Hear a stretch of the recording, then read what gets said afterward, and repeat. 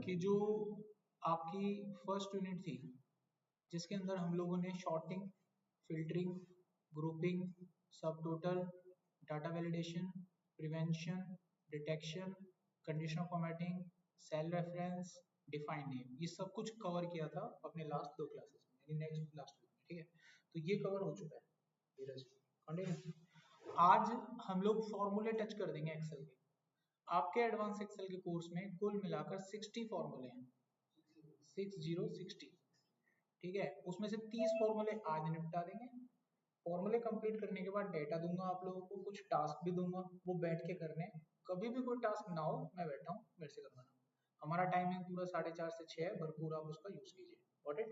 पहले मैं आपको सारे फॉर्मूले कराऊंगा। डेट टाइम के 15 फॉर्मूले हैं, देख सकते हैं, ये सारे मैं समझाऊंगा। जब आपको कोई फॉर्मूला समझ में ना आए तो कभी भी पूछ लेना। ठीक है, उसके बाद मैं आपको बेसिक, ये अपने बेसिक एडिशन वेडिशन के बेसिक एक्सेल फॉर्मूले होते हैं, वो मैं कराऊंगा आप लोगों को। ठीक है, और इसके बाद कोशिश करूंगा कि आज टेक्स्ट फॉर्मूले भी कवर हो जाए, तो तकरीबन 40 कवर हो जाएंगे आज। लेकिन मैं उतना ही पढ़ाऊंगा जितना आप कहेंगे। आप कहेंगे ना सर इतना और इतना होने के बाद सर रुक जाइए, तो मैं रुक जाऊंगा, ऐसी कोई बात नहीं। लेकिन मुझे पता है जल्दी हो जाएंगे, ज्यादा बड़े नहीं है, एक एक लाइन नहीं है, खुद ही अपने आप। ठीक है, आप जैसा कहेंगे वैसा, आप टेंशन लेके बोझ लेके नहीं पढ़ना है। आपको जहां लगे ना सर बहुत है, मैं रुक जाऊँ, हमारा तो फायदा ही है, हम तो स्टॉप बैठ देंगे। ठीक है, आप पूरा अपना 1-1.5 घंटा लाभ उठाना चाहते हैं, मेरे लिए सारा पढ़ ले। ओके, चलिए शुरू करते हैं। तो सबसे पहले मैं आपको डेट टाइम के फॉर्मूले पढ़ाऊंगा। पूरी मतलब शिद्दत से पढ़ना, कोई भी चीज समझ में ना आए पूछ लेना, जैसा भी सवाल आपके दिमाग में आता है पूछ लीजिएगा। ठीक है, चलो मैं आपको लिखना भी कुछ नहीं है, नोट्स भी कुछ नहीं बनाने, बनी हुई शीट्स आपको दे दूंगा। इस पे मैंने फॉर्मूले का नाम लिखा हुआ है, और ये फॉर्मूला क्या काम करता है उसका डिस्क्रिप्शन मैंने बगल में लिखा हुआ है। पीले रंग की पट्टी पे मैं आपको फॉर्मूला लगा के दिखाऊंगा। ठीक है भाई, तो नोट्स एज इट इज मिल जाएंगे आपको, दिमाग ही नहीं लगाना कुछ आपको। तो हमारे सबसे पहले फॉर्मूले का नाम है नाउ। इसका काम होता है सिस्टम का करंट डेट और टाइम डिस्प्ले कराना। अगर मैं चाहता हूँ कि भाई मेरे को इस जगह पर अपने कंप्यूटर का जो भी डेट और टाइम है वो आ जाए, ठीक है, 1 मिनट देखना, मेरे को बस एक मैसेज चेक करना है, फिर मैं बस आप लोगों को शेड्यूल देखो। तो पहला फॉर्मूला है नाउ। इसका काम होता है सिस्टम की करंट डेट और टाइम को डिस्प्ले करना। बहुत ही सिंपल है। एक्सेल के अंदर कभी भी कोई फॉर्मूला शुरू करते हैं इक्वल टू लगाते हैं। फॉर्मूले का नाम जैसा आपको दिख रहा है नाउ लिख दीजिए। फॉर्मूले की खास पहचान होती है कि फॉर्मूला लिखने के बाद लास्ट में 2 राउंड ब्रैकेट लगा के इसे बंद कर दिया जाता है। एंटर कर दो, बस इतना सा ही काम है, आ गया। तो अभी सिस्टम का करंट डेट टाइम ये है 4 अक्टूबर 2025 4:44। आ गया समझ में। अगला हमारे पास फॉर्मूला आता है टुडे। इसका काम होता है केवल डेट को डिस्प्ले करना, ये टाइम नहीं दिखाता, केवल डेट को डिस्प्ले करता है। इसको कैसे यूज करेंगे, इक्वल टू लगाएंगे। फॉर्मूला फॉर्मूला स्टार्ट करने का साइन होता है इक्वल टू। एक नया साइन सिखाते हैं आपको, फॉर्मूला प्लस से भी शुरू होता है। अब देखो मैं फॉर्मूला लिखूं, चलेगा, चल रहा है ना, दो ब्रैकेट एंटर मारो, आ गया उत्तर। तो कोई आपसे पूछे, हाँ, पहले प्लस ही चलता था, अब तो आधुनिक युग आ गया ना, तो इक्वल टू चलने लग गया। थैंक यू भैया। पहले क्या चलता था, प्लस चलता था पहले, जब स्टार्टिंग में कभी एक्सेल बना था ना, पहले प्लस चला करता था। अब चली है करेंसी तो, पहले तो बार्टरी सिस्टम होता था, सामान के बदले सामान मिलता था, और जिसके बदले सामान मिलता था होता था सोना, सोने के बदले में सामान मिलता था। आज भी वो पड़ता है, बस पता ही नहीं है तुम्हें। आज आप ये करेंसी लिखते हो ना, इसको रसीद बोलते हैं। सोना जमा होता है, फिर ये करेंसी निकालती है आरबीआई, देख लेना, सर्च कर लेना, ये करेंसी रसीद दे रखी है आरबीआई ने, सोना रख रखा है इसके बदले में। अरे समझ में, इकोनॉमिक्स को पढ़ो गहराई से, पता लगेगा मैं क्या कह रहा हूँ आपसे। वापिस आते हैं यहाँ पर। तो टुडे समझ में आ गया भाई, टुडे से आज की जो डेट है वो डिस्प्ले हो जाती है। अगला हमारे पास फॉर्मूला आता है डेट। इसका यूज करते हैं जब आपको कोई डेट इनपुट करनी हो, कोई भी डेट हो सकती है, इनपुट करानी है आपको, तो आप लगाओ डेट। अब डेट क्या इनपुट करनी है, मान लो आपको डालना है 25 दिसंबर 2025, ये डालना चाहते हैं आप, तो एक एक करके पैरामीटर डालना है। पैरामीटर ये खुद आपसे पूछ रहा है, देखो जो चीज डार्क में दिख रही है वो मतलब पूछ रहा है आपसे। आप डाल दीजिए ईयर, महीना और तारीख, समझ गए। जैसे जैसे आपने इनपुट डाला बन गया डेट, 25 दिसंबर 2025। तो आप खुद अपनी डेट भी डाल सकते हैं। ठीक है, अगला हमारे पास फॉर्मूला आता है टाइम, यानी इसकी हेल्प से आप टाइम इनपुट कर सकते हो। मान लीजिए आप रिसेप्शन पे बैठे हैं किसी कंपनी में, आपको बोला जाता है कि कोई भी एम्प्लॉय इन आता है तो उसका टाइम नोट कर लो, कोई एम्प्लॉय जाता है तो उसका टाइम नोट कर लो। तो एक्सेल में टाइम को कैसे नोट करते हैं, क्या पूछ रहा है पहले, आवर। अगर कोई व्यक्ति सुबह 9:30 बजे आता है तो 9 बजे का टाइम डालेंगे 9, ठीक है। अगर वो रात को जाता है 9 बजे तो 21, 24 घंटे होते हैं ना, तो इस तरीके से डालता है। रात का 9 मतलब 21 डालना है, सुबह का 9 मतलब 9 डालना है आपको। तो हम सुबह का टाइम डालते हैं, तो मैंने डाला 6:15 तो 6:15 AM आ जाएगा, ऐसे डालते हैं, ठीक है। 6 की जगह अगर आपने 18 डाला होता तो ये PM बन जाता। ओके, AM PM ऐसे काम करते हैं। अगला हमारे पास फॉर्मूला आता है ईयर। इसका काम होता है कोई डेट अगर आपको दे रखी है और उसमें से अगर आपको ईयर निकालना है तो ईयर फॉर्मूला यूज करो, सामने वाली डेट दो, बाकी काम इसका निकल गया, ठीक है। सेम इसी तरीके से मंथ अगर निकालना है तो मंथ लिखो, बाकी काम इसका मंथ आ गया। सेम इसी तरीके से तारीख निकालनी है, अगर डे निकालना है तो डे लिखो, ये भी आ गया। आसानी से हम कुछ भी निकाल सकते हैं, कोई भी दी हुई डेट है तो उसमें से हम ये चीज निकाल सकते हैं, कोई दिक्कत यहाँ तक किसी। अगला हमारे पास फॉर्मूला आता है जिसका नाम है टेक्स्ट। अब टेक्स्ट क्या होता है, जैसे ये डेट दे रखी है हमारे पास 11 अगस्त 2025, ठीक है भाई, 11 अगस्त 2025। इसमें से मुझे मंथ का नाम निकालना है। मंथ का नाम टेक्स्ट में हो सकता है क्योंकि कैलेंडर में मंथ का नाम टेक्स्ट में होता है, ओके। तो हम टेक्स्ट में मंथ का नाम निकालेंगे। उसके अलावा आप लिखो टेक्स्ट, डेटा ले लो पहले, उसके बाद इसमें पैरामीटर डालो, फॉर्मेट। मंथ के लिए फॉर्मेट होता है 4 बार M, ठीक है। 3 बार M से भी निकलता है, 3 बार M से निकलेगा AUG, और 4 बार से पूरा निकलेगा। और 2 बार कर दिया तो नंबर में निकलेगा 08, और 1 बार कर दिया तो 8। देखो बहुत ही सिंपल कॉन्सेप्ट है, 1 बार कर दिया तो 8, और 2 बार कर दिया तो 08, और 3 बार कर दिया तो टेक्स्ट, क्योंकि 3 डिजिट में मंथ होता ही नहीं, अपने आप टेक्स्ट पकड़ लेगा, और 4 बार कर दिया तो पूरा कॉन्सेप्ट पकड़ लो, ठीक है। और जैसा मर्जी चाहिए वैसा छाप लो। आप देखो ये करा तो बताओ मंथ आ गया पूरा अगस्त। और वेरीफाई कर देता हूँ जो जो मैंने बोला, टेक्स्ट लेगा मंथ ही रहेगा, 4 से ज्यादा मत करो, ठीक है। 4 तक रखो, 2 पे नंबर रहता है, 2 से ज्यादा पे टेक्स्ट ले लेता है, ठीक है। 3 करा तो 3 फॉर्मेट में आएगा, आया कि नहीं आया। और 2 करोगे तो नंबर बन जाएगा, देखो है ना, जो बोला था उसका ध्यान रखिए बस। अच्छा, और अगर मैं इसमें 1 करूंगा तो देखो 8 बना, जो बातें गई थी सारी क्लियर हो रही है, ठीक है ना। 2 बार करते 0। तो टेक्स्ट में अगर मुझे डाटा निकालना है तो यहाँ पर मैं 4 बार M करूंगा, अब ये 4 बार M करूंगा, बन गया आंसर। अच्छा, अब मान लो डे के अंदर एक डे का नाम भी होता है, ट्यूसडे, वेडनेसडे, थर्सडे, ये भी निकाला जा सकता है। सेम फॉर्मूला लगाएंगे, डाटा देंगे, सिर्फ फॉर्मेट बदलेगा।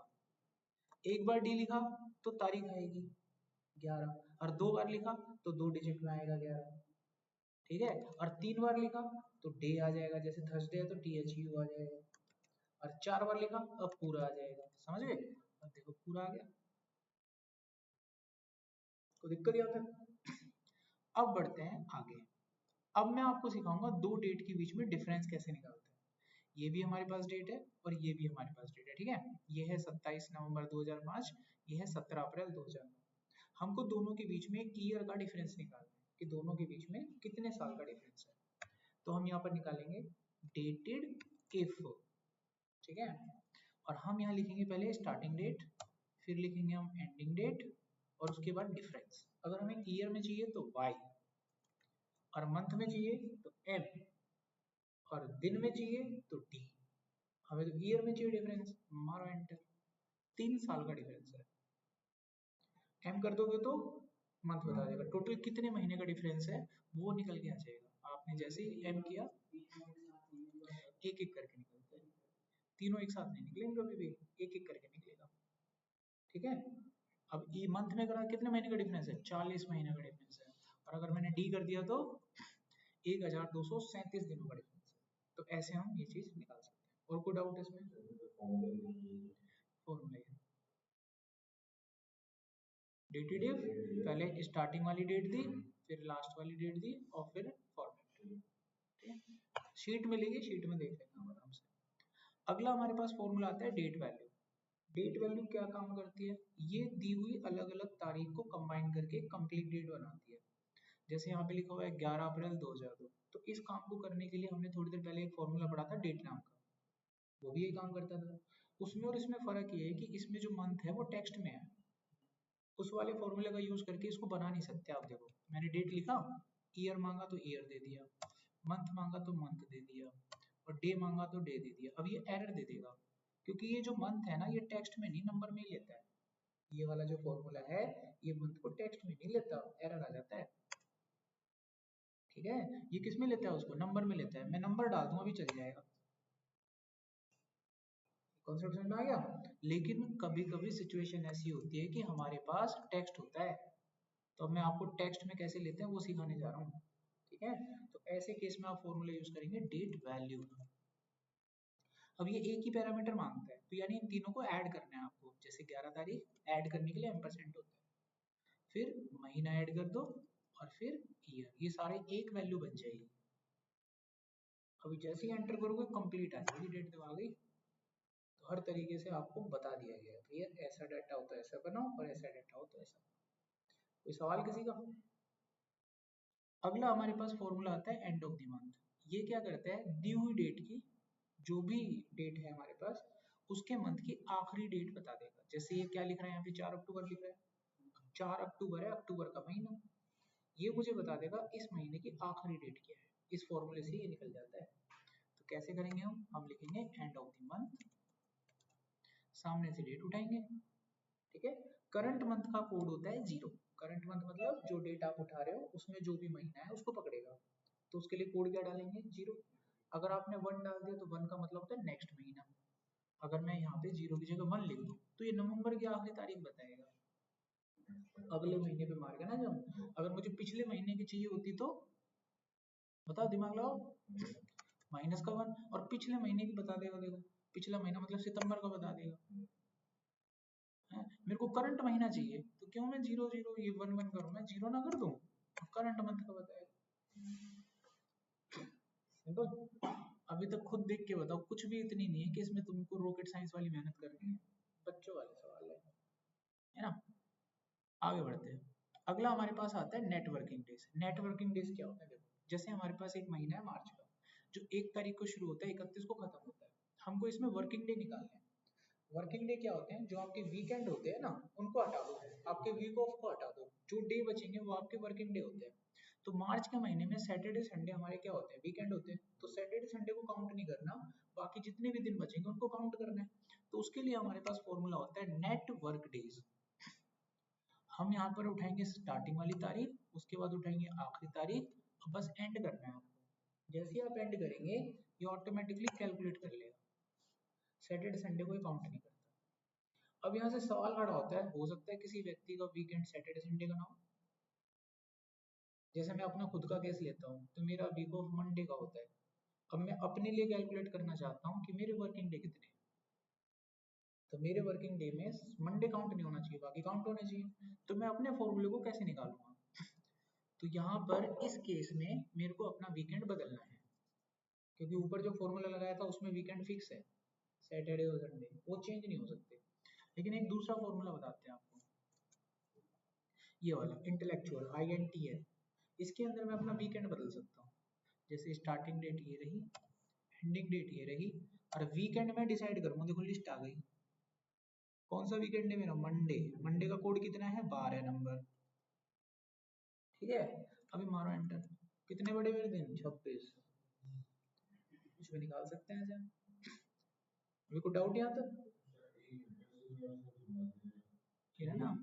इसमें केवल लास्ट में ना यहाँ पे एक लिस्ट आ जाती है, जो भी आपका वीकेंड है वो वीकेंड बताकर उसका कोड लिख दो। 2 का भी लिख रहा है इसमें, जितना भी हो आप उसके हिसाब से कोड लिख दो। हाँ, जैसे अगर आपको लगता है कि संडे का वीकेंड है बस आपका, तो 11 नंबर कोड डालो तो, ठीक है।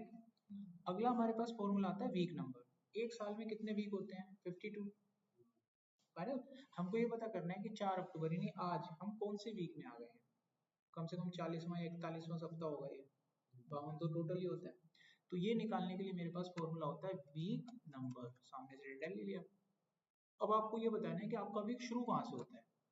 लिस्ट आ रही है, हमारा वीक मंडे से होता है शुरू भाई, संडे तो वीकेंड होता है ना, सप्ताह का हमारा वीक कहाँ से शुरू होता है? मंडे से। तो एक्सेल में मंडे का कोड 2 होता है, लिख रहे ना साइड में, तो 2 लिख दो, हमारा एंटर।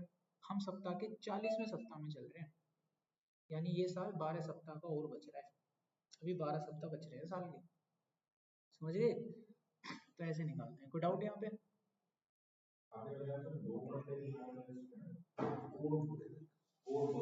मंडे का कोड 2 है, जो दिखा रहा है उसको फॉलो। अच्छा, अगला आता है वीक डे। एक वीक में कितने दिन होते हैं? 7 होते हैं। अच्छा, हमारा वीक कहाँ से शुरू होता है? मंडे से। तो मंडे हमारा वीक का पहला दिन हो गया, ट्यूसडे, वेडनेसडे, थर्सडे। ऐसे आज बताओ कौन सा दिन है? छठा, छठा दिन है। निकाल के दिखाएं आपको छठा दिन, इक्वल टू वीकडे, ये सामने से डाटा लिया, और हमारा वीकडे शुरू होता है मंडे से। मंडे का कोड है ना 2 नंबर, वीकडे मंडे शुरू होता है। जैसे ही आप एंटर करोगे बता रहा है, छठा बता रहा है नहीं बता रहा, तो आप ऐसे किसी भी तारीख को डाल के वीक का डे निकाल सकते हो कि हम सप्ताह के कौन से दिन में चल रहे हैं। तो यहाँ पर आपके सारे टेक्स्ट वाले जो फॉर्मूले मैथ वाले ये खत्म हो जाते हैं। जैसे मंथ फाइंड नहीं कर सकते, मंथ के लिए आपको मंथ का नंबर निकाल सकते हो, मंथ का नंबर निकालोगे तो मंथ पता ही चल जाएगा आपको। मंथ नाम का फॉर्मूला होता है ना, ऐसे आप मंथ लिखो, इसको कॉल करो, तो मंथ का नंबर 10 अपने आप आ जाएगा, ठीक है ना? ये तो निकल ही जाएगा आपका। अच्छा, अब हम इसमें कुछ टास्क देना, ये टास्क आपको करने हैं, यहाँ बैठ के करोगे, कुछ पे होंगे कुछ पे नहीं होंगे, तो मैं बैठूंगा उसके लिए, ठीक है? अभी टास्क बताऊंगा, करूंगा नहीं अभी, ठीक है? बताऊंगा बस आप लोगों को, ताकि आप कुछ करें, नहीं होगा तो मैं हूँ, मेरे से पूछ लेना, कोई दिक्कत नहीं है। पहला टास्क, आपके सामने डेट है, आप इस डेट को इस फॉर्मेट में लिख के दिखाएंगे, जो ये फॉर्मेट यहाँ लिख रहे हैं ना, इस फॉर्मेट में फॉर्मूले से लाना है ये काम। अब आप कहोगे सर ये कैसे आएगा, तो मैं आपकी जानकारी के लिए बता दूं, डे कैसे निकालते हैं ये मैंने तुमको बता रखा है, मंथ कैसे निकालते हैं ये भी बता रखा है तुमको। अब खाली तुमको अपनी बुद्धि लगानी है, उसी को तो बोलते हैं जुगाड़। तो सारे बच्चे जुगाड़ लगाएंगे ऐसा नहीं है, एक आधा लगा लेगा, और जो लगा लेगा वही क्रॉस करेगा बाउंड्री को। ऐसा कुछ है नहीं कि आपको बताया नहीं है, बस मिला जुल के अब मंजिल तक पहुंचना है। ओके। अच्छा, दूसरा टास्क, यहाँ पे एक ऑफिस में काम करने वाले लोगों का डेटा है, ये उनका टाइम इन है और ये टाइम आउट है, आपको उनके वर्किंग आवर निकालने हैं, ठीक है? दूसरा सवाल। तीसरा सवाल, यहाँ पर एक तारीख लिखी हुई है 4 अक्टूबर, आपको ये बताना है इस साल का कौन सा दिन है। एक साल में 365 दिन होते हैं, तो अगर यहाँ पर 1 जनवरी होती तो वो होता पहला दिन, और यहाँ पर 10 जनवरी होती तो वो होता 10वां दिन, अगर यहाँ पर 1 फरवरी होती तो वो होता 32वां दिन, तो यहाँ पे 4 अक्टूबर है, बताओ कौन सा दिन? आ गया दिमाग में क्वेश्चन? ये निकालो दिमाग लगा के। तो 3 सवाल आपके लिए बने, और इन 3 सवालों को करने का मतलब है आपको इन फॉर्मूले का गहन अध्ययन हो जाएगा। ये आप सोच रहे हैं कि इन फॉर्मूले को करने डायरेक्ट बैठ जाए निकल जाए, इम्पॉसिबल है, नहीं निकलेगा।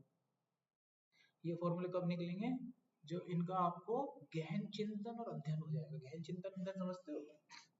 बहुत गहराई, बहुत डेप्थ तक इनकी नॉलेज हो जाएगी ना आपको, तब जाके ये फॉर्मूले निकलेंगे तुमसे।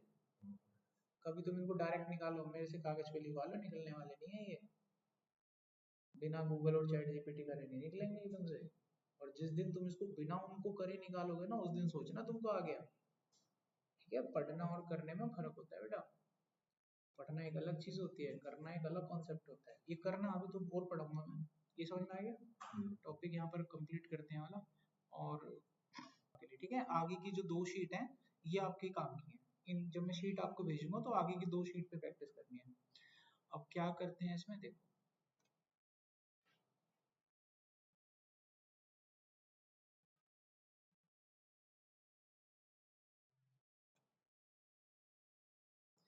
देखो बच्चों, यहाँ पर हमारे पास कुछ स्टूडेंट्स हैं, ये इनका स्कोर है, हमको हर बच्चे का टोटल पता करना है। तो किसी भी बच्चे का या किसी भी डाटा का जब टोटल निकालते हैं तो फॉर्मूला यूज होता है सम, उसके लिए आप इक्वल टू करेंगे, सम लिखेंगे। अब आपको डेटा बताना होता है, तो इस बच्चे का राम का टोटल करना है मेरे को, तो राम का जितना भी स्कोर है वो आप सिलेक्ट कर लो, और ब्रैकेट को क्लोज करके एंटर कर दो, आपको आंसर आ जाएगा। एक आंसर निकल जाता है तो सब निकल जाते हैं, एक निकलने के बाद सीधा आपको ड्रैग करना है नीचे ऐसे, तो सभी बच्चों का डाटा आ जाएगा। तो टोटल पता लग गया आप लोगों को। नेक्स्ट आता है, हमको ये पता करना है कि किस बच्चे का स्कोर सबसे टॉप है, यानी मुझे पता करना है राव का टॉपर स्कोर क्या है, हाईएस्ट स्कोर क्या है, यानी बड़ी वैल्यू पता करनी है।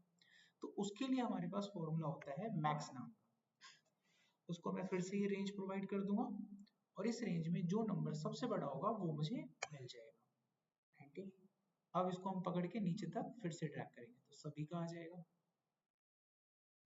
अब मुझे पता करना है मिनिमम स्कोर क्या रहा बच्चों का, टॉपर स्कोर और एक मिनिमम स्कोर। ये होता है ना जब हम एग्जाम देते हैं, मेरा हाईएस्ट 95 आया, मेरा लोएस्ट 36 आया, तो लोएस्ट नंबर पता करना है, तो फॉर्मूला होता है मिन।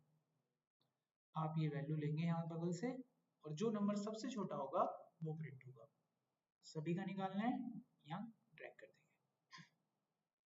अगला फॉर्मूला है एवरेज। अब हमें बच्चों के एवरेज मार्क्स निकालने हैं। एवरेज मार्क्स निकालने के लिए फॉर्मूला होता है एवरेज। हमें कुछ करना ही नहीं है, वो फॉर्मूला सारा काम अपने आप कर देता है। फॉर्मूला लगाओ, डेटा दो, खेल खत्म। अब हम क्या करेंगे, नंबर पकड़ लेंगे, तो ये मेरे को इनकी एवरेज दे देगा, निकाल लीजिए। तो राम की एवरेज स्कोर है 45%। अब बाकी का निकालना है तो नीचे तक ड्रैग कर देंगे। सिंपल। तो यहाँ तक कोई डाउट चारों में? अब देखो, मुझे मेरे सामने यहाँ कुछ प्रोडक्ट है, मुझे इन प्रोडक्ट का टोटल करना है। जैसे लैपटॉप का 12 क्वांटिटी हमने परचेज किया, एक की कीमत 23,000 रुपये। ऐसे मैंने बहुत सारा सामान लिया है, मुझे इसका ग्रांड टोटल निकालना है, टोटल बिलिंग अमाउंट कितना हुआ। टोटल बिलिंग अमाउंट तब तक नहीं निकलेगा जब तक इंडिविजुअल प्रोडक्ट का टोटल ना पता हो जाए, उससे पहले निकलेगा नहीं, पॉसिबल नहीं है। अब जैसे मॉल में जाते हैं सामान खरीदते हैं, तो मॉल में आपने ब्रेड के पैकेट लिए 5, तो उसके सामने उसका टोटल होता है, लास्ट में बिलिंग होती है, देखा होता है ना। तो इसको भी ऐसे ही करना पड़ेगा, पहले इसका टोटल करना पड़ेगा, तो दोनों को मुझे मल्टीप्लाई करना है। तो दोनों को मल्टीप्लाई करने के लिए फॉर्मूला होता है प्रोडक्ट, और ये रेंज मैंने दे दी तो आपस में अपने आप मल्टीप्लाई होकर आंसर दे देंगे। 2,76,000, बाकी सबका निकालना है, ड्रैग कर दूंगा। अब मुझे इनका टोटल करना है, सम कर लेंगे। तो ये तो हो गया सिंपल तरीका, ऐसे निकल जाता है, सिंपल है। मजा जब आता है जब आपको इंटरव्यूअर ये कहता है कि ये प्रोडक्ट है, ये प्राइस है, ये क्वांटिटी, टोटल बताओ, और बिना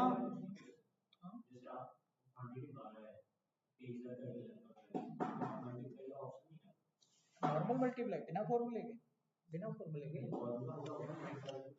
प्रोडक्ट है ना, प्रोडक्ट निकालो तो प्रोडक्ट ही मल्टीप्लाई है, प्रोडक्ट को ही मल्टीप्लाई कहते हैं यहाँ पे, ठीक है। अच्छा, अब यहाँ पर हमें क्या करना है, हमको प्रोडक्ट का इंडिविजुअल टोटल निकाले बिना हमें टोटल पता करना है, ग्रांड टोटल। बात समझ में आ गया? इस बार हमको क्या करना है, हमें प्रोडक्ट का इंडिविजुअल टोटल किए बिना, यानी इनका इस्तेमाल किए बिना हमें ये आंसर निकालना है। यानी कि मुझे ऐसा कोई लॉजिक चाहिए जिसमें डेटा का प्रोडक्ट भी हो जाए और अंत में सम भी हो जाए। तो हमारे पास एक फॉर्मूला होता है जिसका नाम होता है सम प्रोडक्ट, वो यही काम करता है। इसको क्या करो, जितना भी प्राइस की लिस्ट है पूरी एक साथ दे दो, और क्वांटिटी की जो लिस्ट है वो एक साथ दे दो। अभी बंद करो और आंसर फटाक से आएगा, देखो वही आंसर है, मैच कर लो, देखो कितना आसान हो गया। हाँ, इंटरव्यूअर ना ऐसे बदल के पूछेगा सवाल, तो ये फॉर्मूला आप दिमाग में रखना, ऐसे निकल जाता है। यहाँ पे कोई डाउट? अच्छा देखो, ये मेरे पास एक डाटा सेट है, इस पूरे डाटा सेट में मुझे ये पता करना है कि कितने सेल ब्लैंक है। अब मैं अब काउंटिंग सिखाऊंगा आपको, काउंटिंग कैसे करते हैं चीजों की। मुझे इस डाटा सेट में ये काउंट करना है कि खाली सेल कितने हैं। तो हमारे पास ब्लैंक सेल्स को काउंट करने का एक फॉर्मूला होता है काउंट ब्लैंक। अब मैं ये रेंज इसको दे देता हूँ, अब इस रेंज में जितने भी सेल ब्लैंक होंगे ये उन्हें अपने आप काउंट कर लेगा। 4 आ गया उत्तर, ठीक है। अगला फॉर्मूला होता है काउंटर, ये उल्टा करता है, ये नॉन ब्लैंक सेल को काउंट करता है, जो सेल खाली नहीं है ना उनको पकड़ के काउंट कर लेता है। तो देखो कितने सेल हैं ऐसे,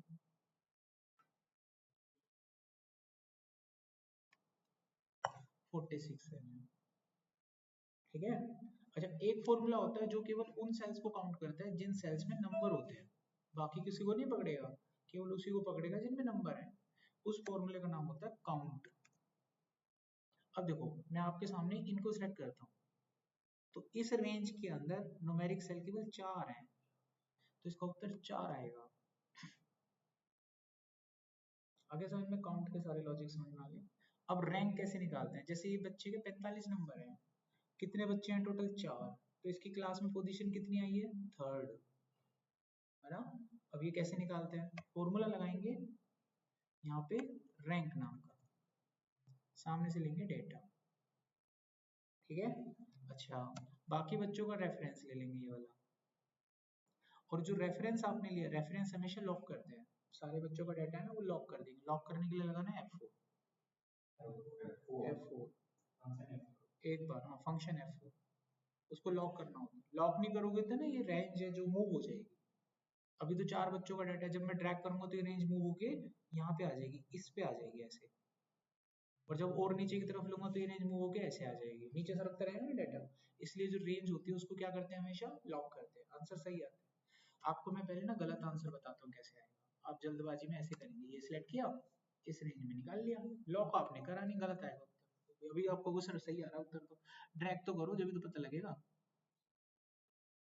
गलत हो गया, अभी गलत क्यों मैं समझाता हूँ। देखो, जो रेंज थी वो भी तो नीचे सर की, रेफरेंस तो नीचे मूव होता है ना। ये जो बच्चों का चारों का जो स्कोर था जिसमें से आप कंपेयर कर रहे थे, वो तो सरकना ही नहीं चाहिए ना, वो रेंज तो उतनी ही रहनी चाहिए, वो तो मूव नहीं होनी चाहिए, इसीलिए मैंने उसको लॉक किया था। लॉक करने से एक्यूरेट आंसर मिलता है। तो अभी हम वापस जाएंगे और इस वाले डाटा को लॉक करेंगे। लॉक करने से मूव नहीं होता ये। अभी देखिए आंसर सही आएगा एकदम, हो गया सही। अब देखो इस पे क्लिक कर रहा हूँ, हुआ मूव, वहीं का वहीं है। सिर्फ कौन सा वाला डाटा मूव हो रहा है, ब्लू वाला, जो बच्चे का स्कोर है ना वही मूव हो रहा है। देखो इस वाले केस में 58-75 कैलकुलेट हुआ, इस वाले केस में 58-50, ठीक, यही तो मूव चाहिए मुझे, बच्चे का स्कोर। रेंज थोड़ी ना मूव करानी है, बच्चों की रेंज तो वही रहनी चाहिए, 5 बच्चों का डाटा। तो ऐसे, इसमें कोई डाउट है किसी का? पहली स्लाइड खत्म हो गई मैथ वाली। अब कुछ लॉजिकल क्वेश्चन है, उन पे ध्यान देना। अब लॉजिकल क्वेश्चन क्या है उनको समझो। देखो बेटा, हमारे पास एक डाटा सेट है, इसमें सब तरह के नंबर है। इसमें नेगेटिव नंबर भी हैं, पॉजिटिव नंबर भी हैं, खाली सेल भी हैं, जीरो भी है, हर तरह का नंबर है। आपको कोई बोल दे कि इस डाटा सेट में वो कितने नंबर हैं जिनके नंबर की वैल्यू 50 से बड़ी है, हमें वो नंबर काउंट करने हैं। एक एक करके मैनुअली काउंट तो करना पॉसिबल नहीं है, तो कोई ना कोई फॉर्मूला लगा के काउंट करेंगे। तो फॉर्मूला लगेगा काउंट इफ, रेंज पूछ रहा है, रेंज मतलब ये पूरा डेटा। अब पूछ रहे हैं लॉजिक, क्राइटेरिया का मतलब होता है लॉजिक। अब मैं लॉजिक लगाऊंगा, लॉजिक क्या लगाऊंगा, greater than equal to 50, logic double quotes में लगाया जाता है। अब ये इस लॉजिक के अकॉर्डिंग डाटा ढूंढ लेगा, जो जो बड़ा या बराबर होगा 50 के, एंटर करना है। 69 नंबर ऐसे जो 50 से बड़े। एक को वेरीफाई करा है, यहाँ पे 11 लिख रहा है, मैं इसको 54 करता हूँ तो वो बढ़ जाएगा, देखो 50 भी काउंट होगा। ये नंबर मेरे पास 15 है, इसको 50 कर दूं, बढ़ जाएगा वो।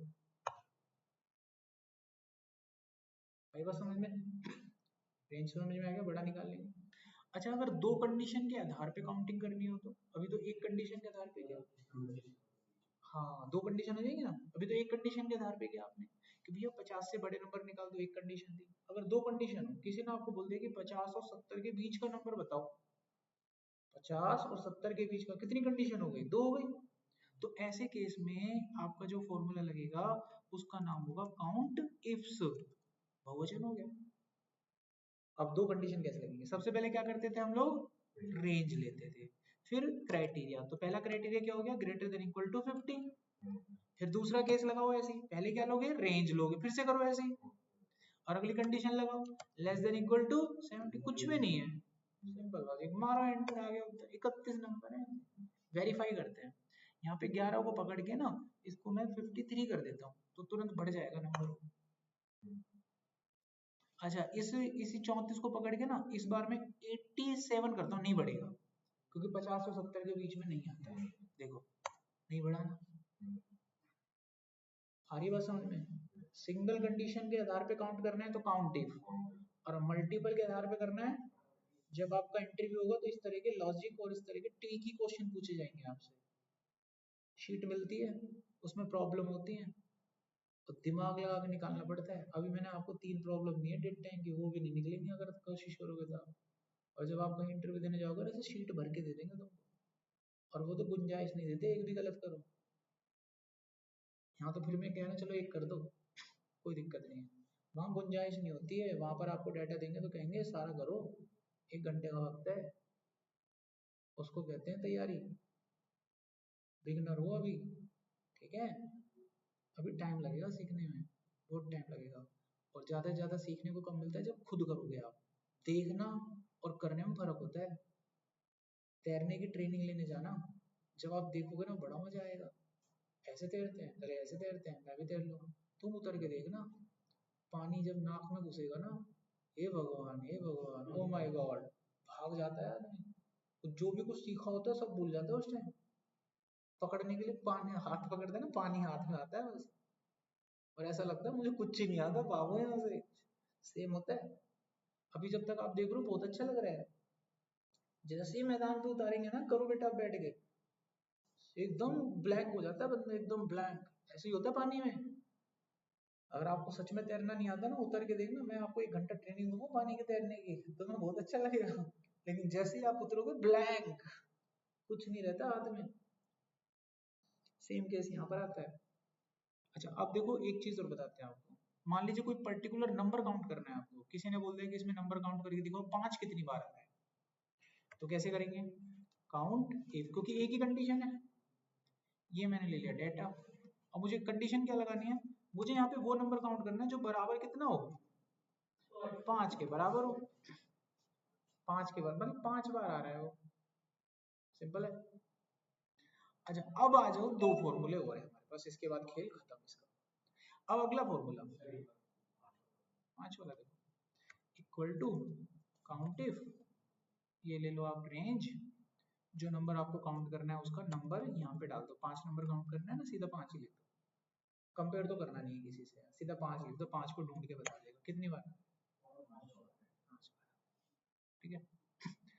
अगला फॉर्मूला है find out the number that occur maximum time. इस पूरे डाटा सेट में वो कौन सा नंबर है जो सबसे ज्यादा बार रिपीट हो रहा है, उसका पता करो। अब मैनुअली पता करना तो ऐसा लग रहा है असंभव सा, बड़ा गड़बड़ है। एक फॉर्मूला होता है हमारे पास जिसका नाम होता है मोड सिंगल। ये इसको दे दो भाई, ये इसीलिए बनाया गया है, ये ढूंढ के लाता है। कोई भी नंबर जो सबसे ज्यादा बार रिपीट हुआ है वो ढूंढ लाएगा। 2 नंबर है वो। अब ये पता करते हैं कितनी बार रिपीट हुआ है जी, ये काउंट से निकल जाएगा ये। जैसे 5 का ऐसे 2 को काउंट कर लेते हैं, ये डाटा सेट। और यहाँ पे 5 लिखने की बजाय इसको ना दे दो उठा के, अपने आप देख लेगा इसको, 12 बार आ रहा है। जो 2 नंबर है सबसे ज्यादा बार रिपीट हुआ है, और कितनी बार हुआ है रिपीट, 12 बार रिपीट हुआ है, सब दिख रहा है आपको सिस्टम। आगे समझ में? अब हमारे पास अगला फॉर्मूला होता है मिड वैल्यू। इस पूरे डाटा सेट को 2 बराबर भागों में बांटना है। तो 2 बराबर भागों में बांटने का तरीका क्या होगा? अगर इस पूरे डाटा सेट को एक असेंडिंग ऑर्डर में लगा दें और बीच की वैल्यू ढूंढी जाए, तो 2 बराबर भागों में नहीं टूट गया? अगर मेरे पास 10 नंबर है, असेंडिंग ऑर्डर में लगा दो, बीच का नंबर ढूंढो, 2 भाग में टूट गया। सेम सिचुएशन है जी। अब इसको लगाना, फिर बीच की वैल्यू, कितना बड़ा पेचा करेगा कौन? तो एक फॉर्मूला बता रहा हूँ, उससे ये काम निकल जाता है। देखो उस फॉर्मूले का नाम है मीडियन। मीडियन, इसको डेटा दे दो, ये आपको इसकी मिड वैल्यू बता देगा। Answer complete. कितनी मिड वैल्यू? 42। यानी 42 उसका बीच का नंबर है। अगर मैं 2 टीम बनाता हूँ, टीम ए टीम बी, टीम ए को कहता हूँ कि 42 से छोटा नंबर तुम उठा लो, टीम बी को बोलता हूँ 42 से बड़ा नंबर जो दिख रहा है वो तुम्हारा। जब वो दोनों नंबर यहाँ से एक्सट्रैक्ट करेंगे तो दोनों टीम के पास आधे आधे नंबर बढ़ जाएंगे, तो इसको बोलते हैं मिड वैल्यू निकालना। तो यहाँ पर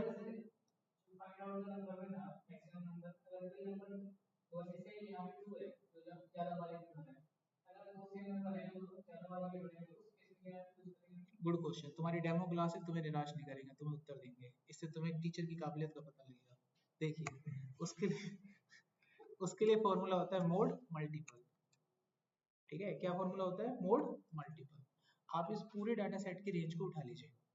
अगर कोई नंबर सबसे ज्यादा बार रिपीट हो रहा है और वो बहुत सारे नंबर हैं, तो वो सारे बताएगा। अभी जो पहले आपने पढ़ा था वो केवल एक बता रहा था, कोई सा भी बता रहा था, लेकिन हो सकता है कि 2 के अलावा और भी एक ऐसा नंबर हो जो बार बार आ रहा हो सकता है, ऐसी संभावना बहुत है। तो उसके लिए ये लगाऊंगा, ये सारे बताएगा। 3 नंबर है ऐसे, मिलेगा जवाब। हाँ इसमें ना 2 जो है ये भी 12 बार आ रहा होगा, चेक कर लो, देखो काउंट इफ, ये रेंज ले ली मैंने, इस रेंज को लॉक कर दिया ताकि मूव ना हो ये, और ये सामने का डाटा ले लिया, इसको लॉक नहीं करूंगा क्योंकि ये मूव होगा, खींचूंगा मैं अभी। अभी देखिए 12 बार है, बाकी सबका भी उत्तर 12 बार आएगा। देखो ये सब 12 12 बार आ रहा है। तो बताओ उन्होंने अच्छा क्वेश्चन करा ना, आपको कुछ सीखने को मिला। इसीलिए कहते हैं बेटा अगर क्लास में एक बंदा सही हो जाए ना, पूरी क्लास है रेलगाड़ी की तरह चलती है। ठीक है, टीचर काबिल होते हैं तभी यहाँ पे पढ़ा रहे हैं आपको, उसके लिए बेफिक्र रहो। बच्चे काबिल हुए तो हाँ जी, रैंडमली जो पहले इसका काउंट हो गया उसको पकड़ लेता है। जब इसने काउंट किया होगा ना, इस ऑर्डर में काउंट करता है, ऐसे ऐसे काउंट कर रहा होगा, ऐसे, हाँ ऐसे काउंट कर रहा होगा। तो जो पहले काउंट हो गया वो इसकी लिस्ट में चढ़ गया, जब तक कोई उसको बीट नहीं कर देगा वो दूसरे को पकड़ेगा ही नहीं। जैसे 2 नंबर इसने 12 बार काउंट कर लिया, एक जगह एक भी 12 बार काउंट होगा तो एक को नहीं पकड़ा, क्योंकि 2 उसकी फीड हो गया माइंड में। अगर कोई 13 पे हिट होगा तभी उसको पकड़ता। तो सिंगल में ऐसा होता है, और जो मल्टीपल था वो तो सारे उठा के ले आता है। तो यहाँ पर आपके ये सारे के सारे फॉर्मूले कंप्लीट हो जाते हैं। लिस्ट एक बार आप देख लीजिए, इसमें अब 2 फॉर्मूले रहते हैं आपके, पावर और स्क्वायर रूट। इनको देख लो। देखो मुझे अगर किसी नंबर की पावर निकालनी है तो फॉर्मूला होता है पावर, जैसे मुझे 2 की पावर 4 निकालना है तो 2 की पावर 4 8 होते हैं। आ गया, सॉरी 2 की पावर 4 16 होता है, 2 दूनी 4 4 दूनी 8 8 दूनी 16। ठीक है, मल्टीप्लाई करके। अच्छा एक होता है स्क्वायर रूट, किसी नंबर का स्क्वायर रूट निकालना है तो फॉर्मूला होता है स्क्वायर रूट। ऐसे जैसे मुझे 49 का निकालना है, 49 का 7 होता है, कोई बता देगा ऐसे। तो ये हमारे पास फॉर्मूले इसमें इनबिल्ट हैं, आप इनको यूज कर सकते हैं। एक दो ही फॉर्मूला हमारे काम के हैं। बाकी आई होप सो आपको क्लियर हो गई ये बातें। अब मैं आपको डाटा डिस्ट्रीब्यूट करूंगा, आपके पास पूरा 40 मिनट है, अपना बैठ के करो। और टास्क के रूप में आपके पास वो टाइम वाले फंक्शन है, बाकी अपना नॉर्मल है सारा, उसकी बैठ के प्रैक्टिस आप कर सकते हैं। कोई डाउट आता है कुछ भी तो मेरे से आप पूछ सकते हैं। और आपकी जानकारी के लिए मैं आपको बता दूं, 60 में से 40 फॉर्मूले आप लोग पढ़ चुके हैं। कितने? 30 पढ़ चुके हैं। तो जैसा हमने कहा था 2 दिन में खत्म होगा, तो आज आपने आधे कंप्लीट कर लिए। अब जो फॉर्मूला आएंगे वो थोड़े बड़े बड़े, थोड़ा टाइम लगता है। ठीक है, तो अब मैं आपको डाटा डिस्ट्रीब्यूट कर